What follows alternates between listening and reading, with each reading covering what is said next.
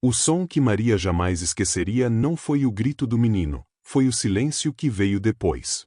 Num momento, Oliver, de 7 anos, ria com o tablet durante o café da manhã. No seguinte, os olhos dele reviraram, o corpo ficou rígido e ele caiu de rosto no prato de cereal. Oliver! Maria avançou pela bancada da cozinha e puxou o corpo mole da cadeira. Espuma branca borbulhava em seus lábios. A pele dele ficou acinzentada. Ela trabalhava como empregada doméstica da família Castellano há 3 anos. Nesse tempo, aprendeu 2 coisas. Jonathan Castellano valorizava sua coleção de carros de luxo mais do que uma conversa humana, e seu filho Oliver era gravemente alérgico a frutos do mar. Mas não havia frutos do mar naquela casa. Ela tinha certeza disso. Os dedos de Maria foram ao pescoço de Oliver, procurando o pulso. Fraco. Fracamente. Ela gritou por socorro, mas a vasta propriedade em Malibu estava vazia. O Sr. Castellano estava no escritório do centro, o chefe tinha folga, e a equipe de segurança estava posicionada no portão da entrada, a quase 1 quilômetro. Ela pegou o telefone. 911. O filho do meu patrão, ele está tendo uma reação alérgica, não está respirando direito. Senhora, qual é sua localização? 24.000 Pacific Coast Highway, a propriedade dos Castellano. A ambulância está a caminho. Chegada estimada, de 18 a 22 minutos, dependendo do trânsito. 20 minutos. Maria olhou para os lábios azulados de Oliver, para o jeito do peitinho dele mal se mover. Ela havia criado 4 filhos em Manila antes de vir para a América. Sabia como a morte se parecia quando se aproximava. E sabia que 20 minutos era uma sentença de morte. Seus olhos correram para a janela. Na entrada circular, brilhando como uma arma sob o sol da Califórnia, estava a obsessão de Jonathan Castellano, um Lamborghini Aventador azul meia-noite valendo $500.000. Disseram-lhe explicitamente para nunca tocá-lo. Nunca respirar perto dele. Nunca deixar seus produtos de limpeza a menos de 3 metros. O carro tinha um rastreador GPS personalizado, ignição por impressão digital e 3 câmeras de segurança apontadas diretamente para ele. Mas os lábios de Oliver estavam ficando roxos. Maria não pensou. Pegou o menino nos braços e correu. As chinelas deslizaram no mármore italiano quando ela atravessou as portas duplas. A porta-tesoura do Lamborghini estava destrancada. A arrogância do Sr. Castellano nunca imaginou que alguém ousaria. Ela deitou Oliver no banco do passageiro, a cabeça pendendo de lado, e sentou-se ao volante. O scanner de impressão digital piscou vermelho. Negado. Não, não, não, sua voz falhou. Ela bateu a palma da mão no volante, frustrada, e algo inesperado aconteceu. O motor roncou. Mais tarde ela descobriria que o sistema de backup havia sido ativado após 3 tentativas falhas. Mas naquele momento ela não questionou milagres. Pisou fundo no acelerador. O Lamborghini explodiu pela entrada a uma velocidade que lhe mexeu o estômago. Os sensores do portão de segurança registraram o veículo e se abriram automaticamente. Em segundos ela estava na Pacific Coast Highway, zigue-zagueando pelo trânsito a 90 milhas por hora, uma mão no volante e a outra segurando o pulso de Oliver, sentindo desesperadamente sua pulsação enfraquecer. Fica comigo, Anak, sussurrou em Tagalog. A palavra para criança lhe escapou instintivamente. Na propriedade, os alarmes dispararam. Os rádios da equipe de segurança chiaram quando o rastreador GPS mostrou o Aventador rumando ao centro de Los Angeles. O chefe de segurança ligou imediatamente para Jonathan Castellano. Senhor, seu Aventador foi roubado. Jonathan estava no meio de uma negociação de fusão no valor de $40 milhões. Levantou-se tão rápido que a cadeira caiu para trás. O quê? Por quem? Estamos verificando as câmeras agora. Pausa. Senhor, parece ser sua empregada doméstica. Maria Santos. O rosto de Jonathan ficou branco e então vermelho. Chamem a polícia. Agora. Quero que ela seja presa no momento em que esse carro parar. O chefe de segurança hesitou. Senhor, tem alguém no banco do passageiro. Parece que. Não me interessa quem esteja com ela. A voz de Jonathan era gelo. Essa mulher acabou de roubar um veículo de $500.000. Persigam-na e prendam-na.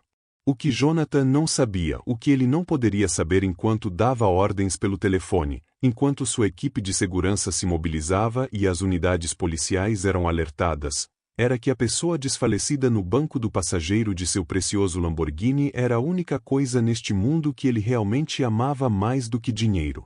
E a mulher que ele acabará de mandar prender era a única razão pela qual essa pessoa ainda respirava.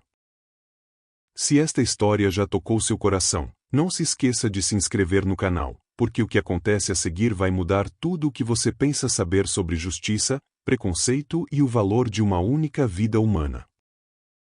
As mãos de Maria estavam escorregadias de suor no volante de couro da Lamborghini. A cada poucos segundos, ela olhava para Oliver, cuja respiração havia se transformado em suspiros rasos. O trânsito da Pacific Coast Highway estava congestionado pela temporada de turistas. Ela não podia esperar. Desviou para o acostamento, o motor da Lamborghini urrando enquanto passava dos 160 km/h. Buzinas soaram. Um motociclista quase caiu. Mas os olhos de Maria continuavam fixos na tela do GPS mostrando o hospital, ainda a 13 quilômetros. Por favor, meu Deus, sussurrou, a voz quebrada. Não este. Não como Miguel. Miguel.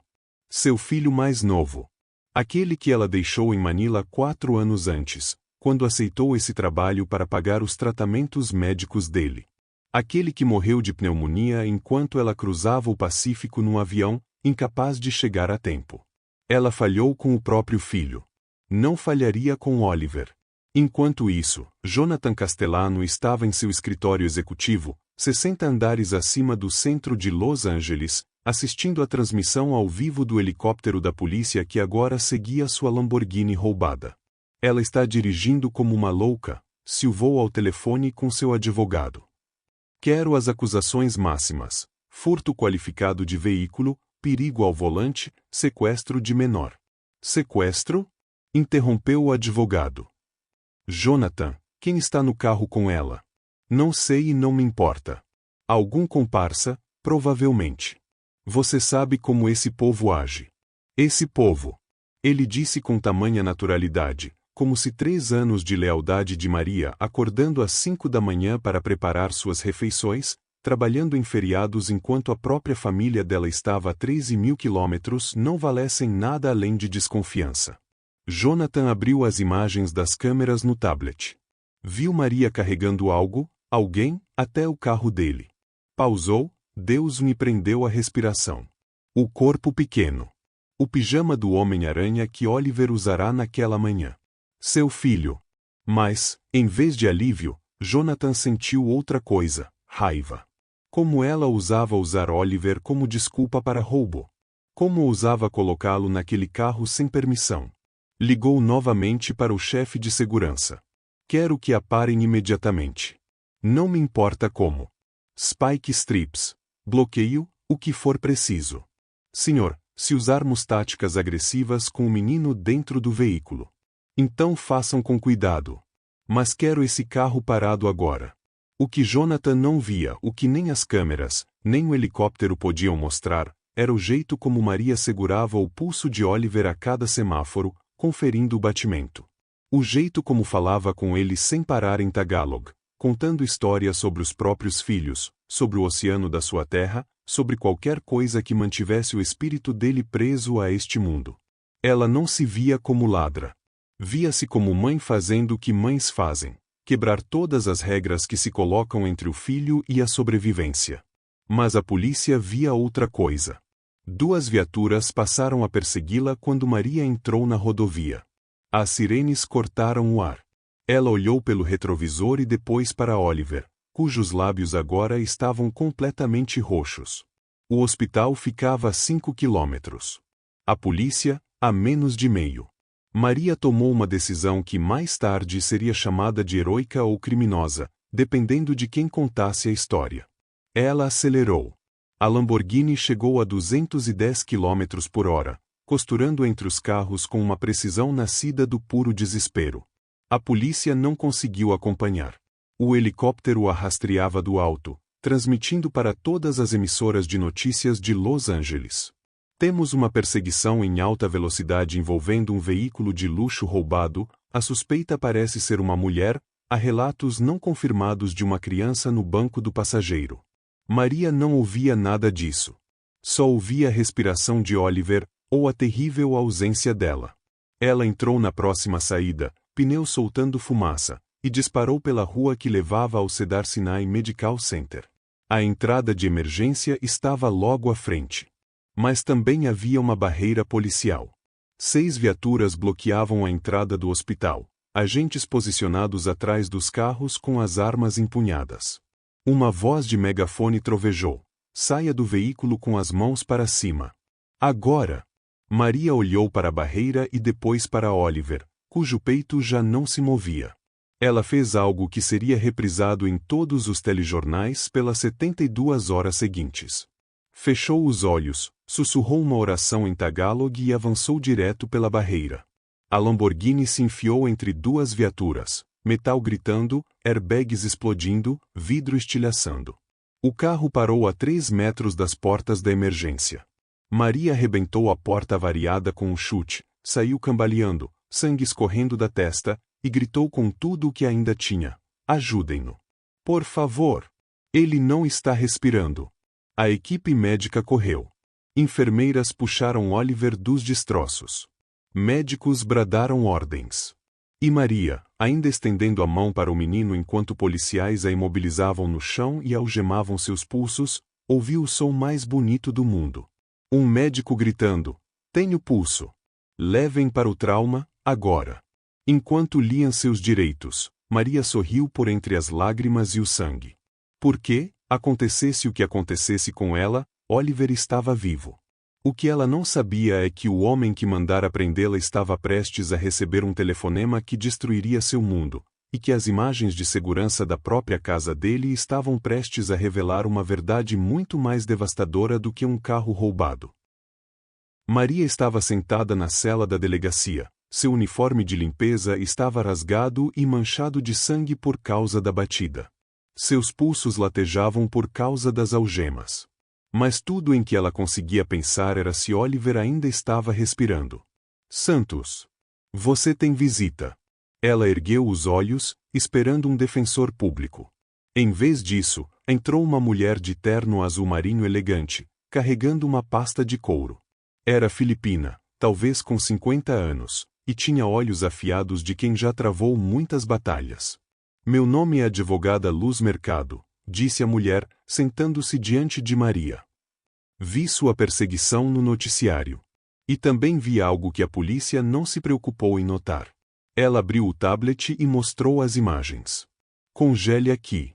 Olhe seu rosto pelo para-brisa. Maria se viu, a boca aberta em um grito, os olhos arregalados de pavor, não um pavor criminoso. Um pavor materno. Esse não é o rosto de uma ladra de carros, disse Luz, baixa. É o rosto de uma mãe vendo uma criança morrer.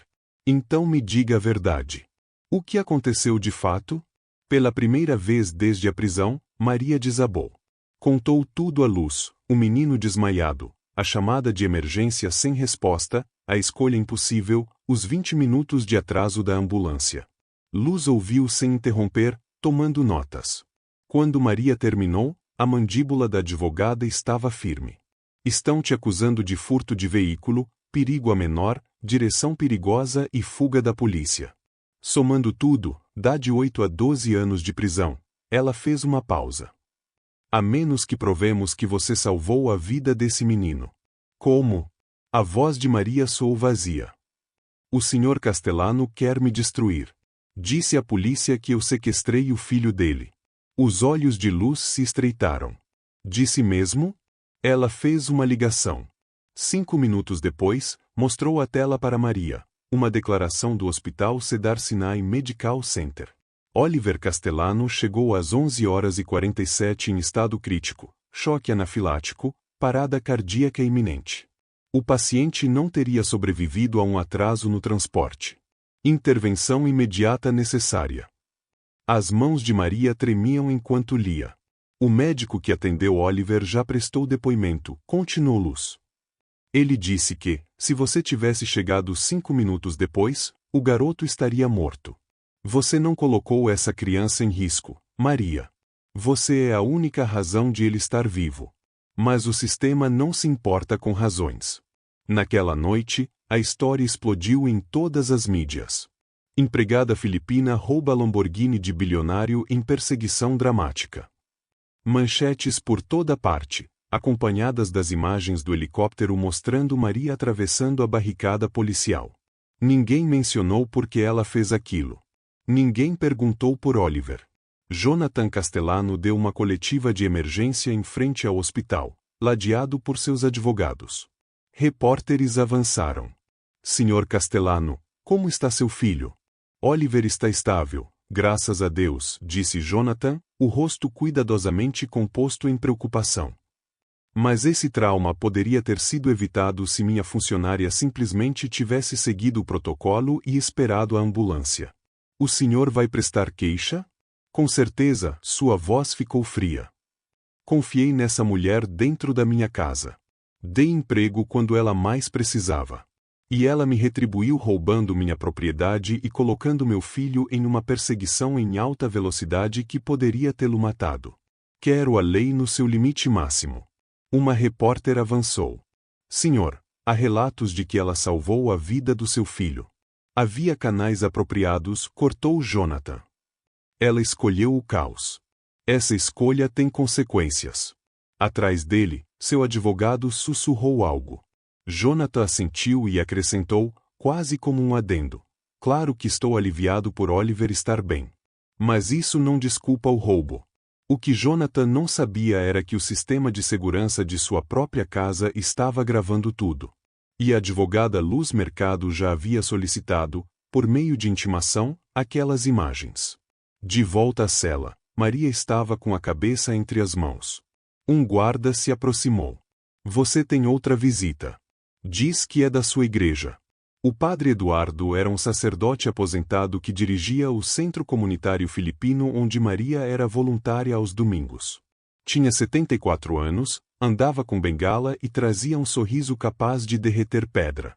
Anak, disse com gentileza, usando a mesma palavra que Maria havia sussurrado para Oliver.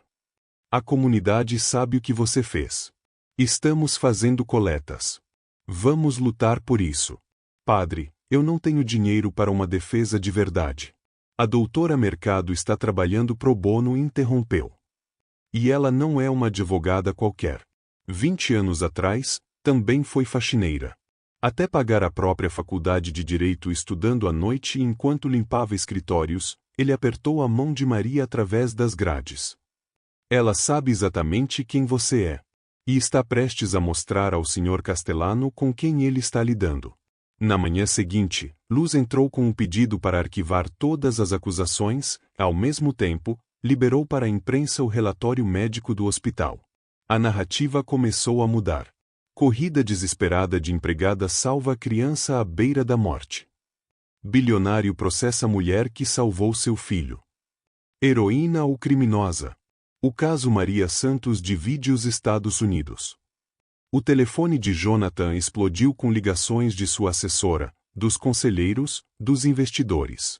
A imagem pública virava um pesadelo. Mas ele dobrou a aposta. Ela ainda roubou meu carro, disse ao advogado.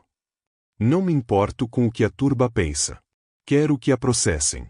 O que Jonathan Castellano não percebia era que as imagens de segurança de sua própria cozinha, que seu advogado seria obrigado a entregar na fase de descoberta, continham algo que o destruiria muito mais completamente do que qualquer Lamborghini roubado. Algo que provaria que Maria não era apenas uma heroína. Ela era testemunha de um crime cometido pelo próprio Jonathan. O tribunal estava lotado. Câmeras de TV alinhavam a parede do fundo, proibidas de filmar, mas prontas para registrar o desfecho. Maria sentou-se à mesa da defesa com o vestido emprestado, as mãos cruzadas, a expressão serena de um jeito que deixava a acusação desconfortável. Jonathan Castellano se sentava 3 fileiras atrás do promotor, terno impecável de $5.000, o rosto numa máscara de indignação virtuosa. O juiz entrou. Todos se levantaram. Estamos aqui para a audiência preliminar no caso O Estado contra Maria Santos, anunciou o juiz. Doutora Mercado, entendo que a senhora apresentou um pedido de rejeição da denúncia? A advogada Luz Mercado levantou-se. Sim, Excelência. E temos provas que não apenas absolverão minha cliente, como também revelarão o verdadeiro criminoso nesta sala. O advogado de Jonathan saltou. Excelência, isso é puro teatro. Sente-se, doutor, disse o juiz, exausto. Doutora Mercado, prossiga. Luz aproximou-se com um tablet. Excelência, intimamos as filmagens de segurança da casa dos Castellano. O Ministério Público resistiu a esse pedido por 2 semanas. Quando enfim cumpriram, descobrimos o motivo. Ela apertou o play. O telão exibiu imagens da cozinha, marcadas às 9h47, 2 horas antes do colapso de Oliver. Na tela, Jonathan Castellano estava na ilha da cozinha, rindo e servindo champanhe para uma mulher que definitivamente não era sua esposa. A mulher usava joias caras e quase nada além disso. Beijaram-se. Conversaram. E então Jonathan abriu uma sacola de comida para a viagem de um restaurante japonês de alto padrão. O áudio era nítido. Jonathan, você sabe que o Oliver é mortalmente alérgico a frutos do mar, disse a mulher, beliscando um tempurá de camarão. Ele está com a mãe até amanhã, respondeu Jonathan, casual. E mandei a equipe ficar fora da cozinha hoje. Estamos tranquilos. Eles comeram. Riram. Foram para o quarto. Mas as imagens continuaram. Às 11h03, Jonathan voltou à cozinha, sozinho. A mulher, ao que tudo indica, saíra pela lateral. Ele olhou para as embalagens espalhadas, as cascas de camarão, os sachês de molho. E então fez algo arrepiante. Reuniu todas as evidências, enfiou tudo num saco de lixo e levou pessoalmente até as lixeiras externas, algo que ele nunca havia feito na vida. Mas deixou passar uma coisa. Um único camarão caíra atrás do liquidificador. A câmera mostrava claramente. Silêncio absoluto no tribunal. Luz pausou o vídeo. Às 11h34, Oliver voltou para casa mais cedo com a babá, que havia esquecido a medicação dele. A babá foi imediatamente chamada para uma emergência familiar. Oliver, com fome, preparou cereal para si. Ela adiantou as imagens. Via-se Oliver subir num banquinho, alcançar uma tigela, a mãozinha roçando o liquidificador. Depois tocando a própria boca. Em 3 minutos, ele estava convulsionando. O menino não comeu frutos do mar. A voz de Luz cortou a sala como uma lâmina. Ele sofreu contaminação cruzada a partir da superfície que o pai contaminou. E Maria Santos, que faz a limpeza pesada daquela cozinha todos os dias e a mantém como zona livre de alérgenos, entrou numa emergência médica criada pela negligência e pela dissimulação de Jonathan Castellano. O rosto de Jonathan esmoreceu. Excelência, prosseguiu Luz, minha cliente não roubou um carro. Ela impediu uma morte por culpa. Uma morte que teria sido causada pelo próprio homem que tenta colocá-la na prisão. O promotor parecia nocauteado. Excelência, nós não sabíamos. É claro que não, retrucou o juiz. Porque o Sr. Castellano omitiu convenientemente essas imagens do relato inicial à polícia. Fitou Jonathan. Levante-se, senhor. Jonathan ergueu-se trêmulo. O senhor trouxe ou não frutos do mar para uma casa onde seu filho tem alergia grave, documentada? Seu advogado segurou-lhe o braço. Não responda. Posso autuá-lo por desacato, advertiu o juiz. Escolha. A boca de Jonathan abriu e fechou. Por fim. Eu não achei que ele estaria em casa. Foi um erro. Um erro? A voz de Maria ecoou da mesa da defesa. Todos se voltaram. Ela se levantou devagar, lágrimas no rosto, mas a voz firme. Erro é esquecer de comprar leite. Erro é chegar atrasada no trabalho. O sotaque carregou de emoção. O senhor levou veneno para a casa do seu filho. Escondeu as provas. E quando eu salvei a vida dele, me chamou de criminosa. Quis que eu ficasse 8 anos na cadeia porque toquei no seu carro. A voz dela falhou. Eu perdi meu próprio filho trabalhando para pagar o tratamento dele. Eu estava no avião quando ele morreu. Eu não pude salvá-lo. Silêncio total. Mas eu salvei o seu, sussurrou Maria. E o senhor quis me destruir por isso. Jonathan não conseguiu encará-la. A voz do juiz ficou de pedra. Doutora Mercado, seu pedido é deferido. Todas as acusações contra Maria Santos estão imediatamente encerradas. Voltou-se ao Ministério Público. Recomendo que investiguem o Sr. Castellano por perigo a menor, comunicação falsa de crime e obstrução de justiça. O advogado de Jonathan já o arrastava para a saída, mas os repórteres o cercaram. Sr. Castellano, o senhor tentou incriminar a salvadora do seu filho? Vai pedir desculpas a Maria Santos? É verdade que o senhor priorizou esconder o caso extraconjugal à segurança do seu filho? Jonathan abriu caminho aos empurrões, sem responder, o rosto numa máscara de pânico e vergonha. De volta ao plenário, Maria desabou na cadeira, chorando. A advogada Luz envolveu-lhe os ombros com o braço. Acabou, disse com delicadeza. Você está livre. Mas Maria não chorava de alívio. Chorava porque vira algo nos olhos de Jonathan ao fugir, não remorso por quase matar o próprio filho, mas fúria por ter seu segredo exposto. E Maria, que passou 3 anos invisível naquela casa, tratada como menos que humana, acabará de humilhar um dos homens mais poderosos da Califórnia. A questão agora não era se a justiça foi feita, mas se Jonathan Castellano aceitaria a derrota, ou se um homem que valoriza um carro acima da vida humana encontraria outra forma de fazê-la pagar. A história deveria ter terminado com a absolvição de Maria no tribunal. Não terminou. 3 dias depois, Maria encontrou um aviso de despejo na sua porta. Sua conta bancária foi congelada por atividade suspeita. Seu visto de trabalho foi sinalizado para análise adicional. Jonathan Castellano pode ter perdido no tribunal, mas tinha amigos em lugares úteis. Até que as ligações começaram. O Pacific Legal Defense Fund. Advogados de imigração. Defensores de moradia. E então mensagens de pessoas comuns por todo o país, doando para um fundo criado pela advogada Luz. Em 2 semanas, $300 mil. Enquanto isso, o mundo de Jonathan desabou. A esposa pediu o divórcio e levou Oliver. O conselho da empresa forçou sua renúncia. O escândalo custou 60 milhões em contratos perdidos. 6 meses depois, Maria voltou ao tribunal, desta vez como autora. Sua ação por difamação contra Jonathan foi encerrada em acordo, $2 milhões, um pedido público de desculpas e um fundo de bolsas para filhos de trabalhadoras domésticas. Mas Maria tinha uma última exigência: ver Oliver. Eles se encontraram num parque. Oliver correu até ela imediatamente. Dona Maria, a mamãe disse que você salvou a minha vida. Maria se ajoelhou. Fiz o que qualquer pessoa que te ama faria, Anak. O papai disse que você roubou o carro dele. Eu peguei emprestado, disse Maria com delicadeza. Porque você precisava de ajuda.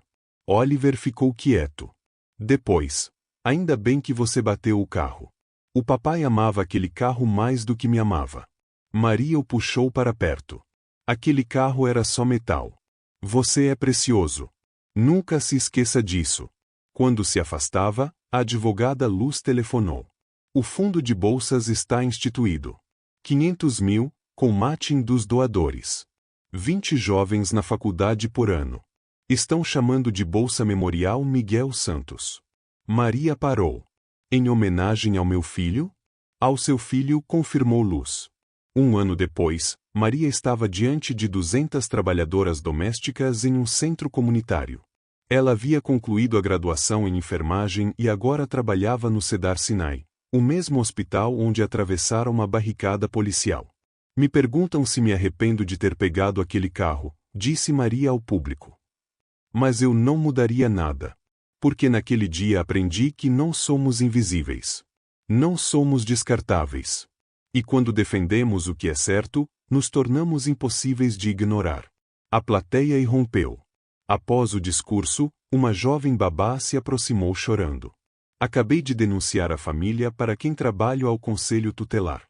A sua história me deu coragem. Maria apertou a mão dela. Você fez a coisa certa. Quanto a Jonathan Castellano, ele simplesmente sumiu. Empresa vendida. Mansão executada.